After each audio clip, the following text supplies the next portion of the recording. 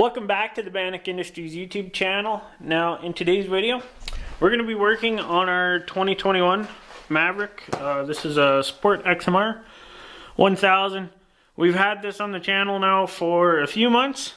Done of course tires to it. We put a sound bar. We built a roof for it. What else did we do? Oh yeah, we have that Vio, what is it? A Kimomoto rear view we did. Other than that, pretty much we haven't done anything to it. So in today's video we're going to be going over mounting stuff in the rear box here. Now if you watched one of our older videos, we did a review on this Yeti. It's a Go Box something, but this fully waterproof box, it's actually built really sturdy and really strong. That's why we went with it. But we got to get it mounted. So in this, of course, Can-Am has a huge accessories thing for these. Of course, they're able to use the links, which is Can-Am BRP Skidoo. It's like a proprietary hold down system. So cool thing. They slot in these. Of course, these are off my sled. So they look just like this. It's just a plastic hook. It's got two bolts with, you know, these little nut deals. So to put these link deals in, of course, I find it easiest just to do this. You just you press it in. There's little clips you have to overcome, and then you just pop it in and slide it forward. So now that's in, and then you just take your, I believe it's a T27, go in, they're tight, and there you go. So those aren't moving. Of course you have, for one thing here, you have another one here, and then one across sideways. So cool thing about this, the same jerry can we use sledding, now it just slides in, we can lock it down, and there we go. That is secure. I think I have it in. Oh yeah. So yeah, like I was saying, this was the one thing that I wanted to mount. For the longer trips, I do think this is going to burn quite a bit of fuel. So we're going to bring this big can. I think this is about 15 liters. So that should be just enough fuel for what we need to do. And now to mount our box. See, our box here, it doesn't have the link hooks on the bottom. And I don't want to drill any holes. But what I was thinking, if we can utilize these links and put them in where they go here, right?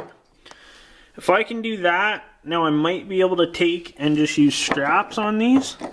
So I'm gonna go ahead, I'm gonna figure some stuff out here, and then once I get it kind of fitted, I'll show you guys what I did. Okay, so this is what I came up with. I actually moved the fuel can over. Just I wanted to protect the fuel cap. I figured this would be a better way. But with this, I utilized the front. It had like this little slit here. It also has one on the back, right there. So using one strap, we come up, go through that, go back down, kind of like this, like through the front of the link, and then the strap just runs underneath. So it's just one strap. This one, I actually pushed the hook through and then just re-bolted this back down. So the hook is actually just levered on there. It's not actually hooked, it's just caught and it can't come through, just to put our ratchet in a better spot. Now one thing doing this, I don't want to go too tight on this, just because you'll start deforming the box. So at this point, of course, 1, 2, the lid, it sits on the snorkel. So that's pretty much our gearbox that we're going to have. Really sweet system. Of course, this box should be waterproof. So registration, insurance, stuff like that will go into here. And then I'll be able to have a bunch of tools. I'll have, you know, spare clothes, food and stuff will be able to go in here. Other than liquids. We don't want to put liquids in here just because why put water in a waterproof box? That's kind of stupid to me. So yeah, these are really hard to close. It's that way when it's not tied down, so don't worry, it's not overly tight. But yeah, I'm really happy with how that fits. Now, yes, this is a very small box. The back of this is very small and could be utilized a lot better, but this is what I got going on. Oh, who do I got phoning me? One sec. Alright, sorry about that. I had a phone call. But what we're moving on to here is, I think this is where I left off anyways. But I got this chainsaw. So we're going to build a little bracket. We're going to just do it off of that. Mount it somewhat like this. So it tucks down behind there. Jeez. So yeah. I just have to come up with a little standoff bracket. Of course, conveniently, I have these little gizmos. And they're already threaded. And just so happens they are perfect to the plastic. Or like, there's 2 link holes. Perfect sizing. So we'll base it off of this. Then I just have to build a little plate that'll sit on there. Build a build-up thing. And that's what we'll use. So that I still have to build. We'll see that in a coming video. So what we're going to move on to now that we kind of have the back figured out. I'm going to just get everything ready and then we'll show you. So as you guys have seen probably in lots of the sledding videos, I have this Garmin, it's a 680T. It's just a little handheld device. Of course it sits right in front of my handlebars on this little guy. So this isn't from that. This is another one that I have. But I would really like to keep this because this is like a charging dock. So this literally just goes into here. Clips in. And now you hook this up, you have power, charging, and I believe you can run a radio if it actually has that. But we got to figure out a mounting spot for this. So we'll just come into the Maverick here. So I've looked at a few spots, because of course you want to keep it so I can actually see what I'm doing. There's this little pad here. That was made for a radio controller.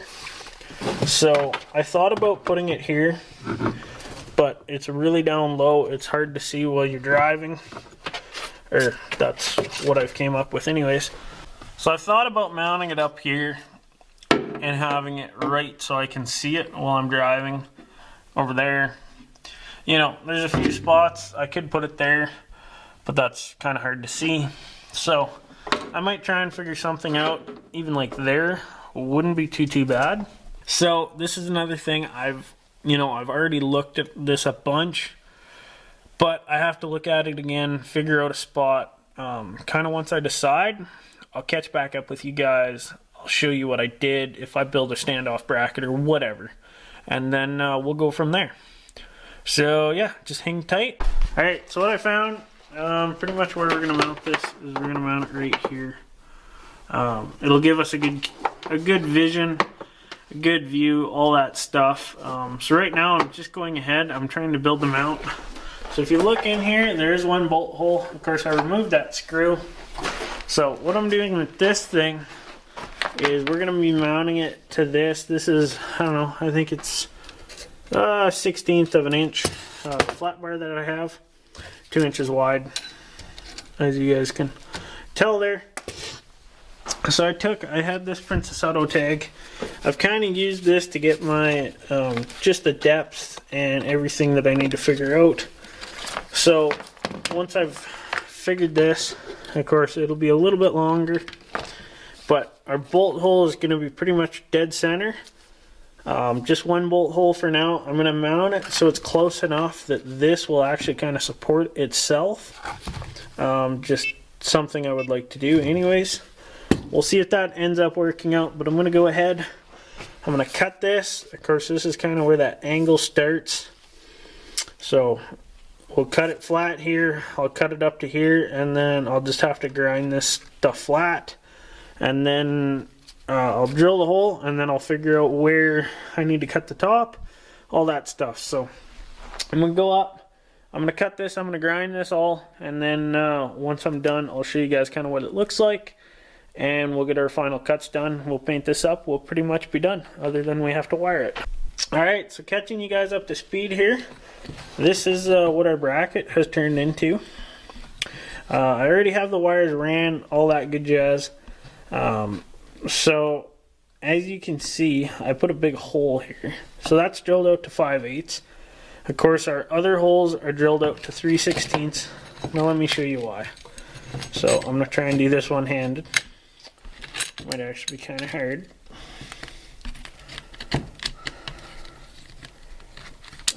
Yeah, there we go. So once you get your bolt hole or your bolts through to hold the mount, see how that wire, oh, actually you can't, see how that comes straight out? So instead of having that bent over, I just drilled a hole. Gives it lots of room, and then we don't have to worry about that. Eventually I'll figure out how to bring that back. I have to route it somewhere, and we're going to be doing that here right shortly. But for now, this is what we're going to go with. One more thing I want to show you guys. So this is the bolt that we pulled out. Of course, it didn't have the nut on that. I just used that for thread and sizing purposes. So that was the bolt. I'll show you guys. What is it? It's about 3/4 of an inch long. Now that does not work with what we're doing. So I think the other bolt I have here, no I don't. But, so that's where that hole came out. Now what I'm doing is I'm going to take the factory washer that was there. I'm going to leave that there, because then when our mount sits, it actually sits on there. And then it's just more flat. There's 2 little lips here. But I had to build a new bolt. Where did I set it? I was sure it was over here.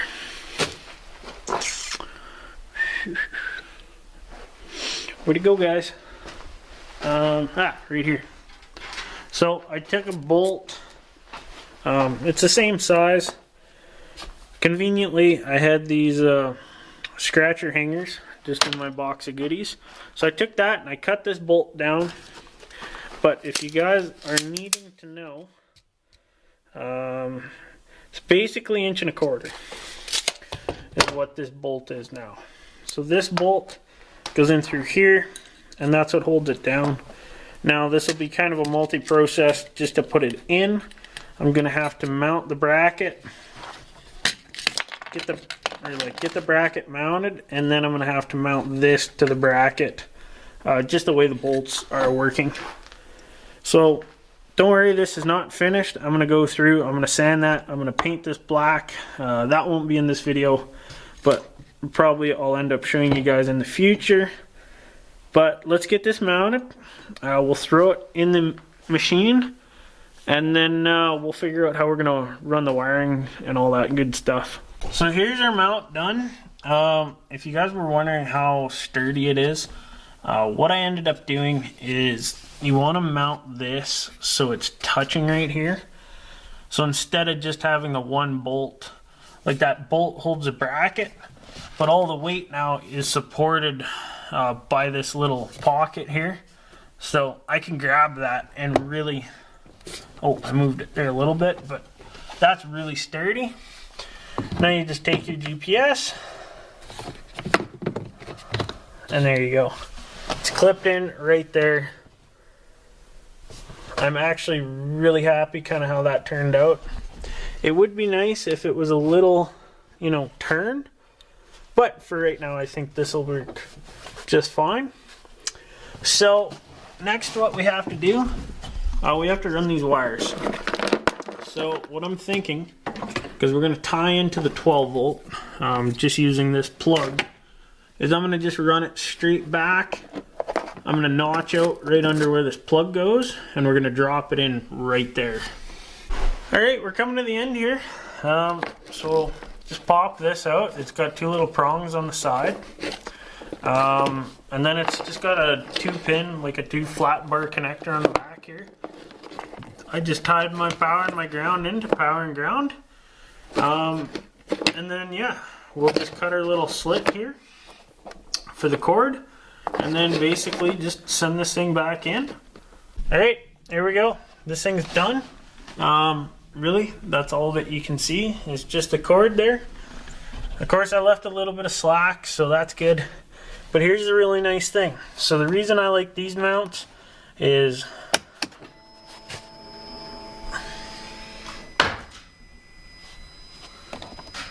see how that shows it's charging now? So really nice and simple.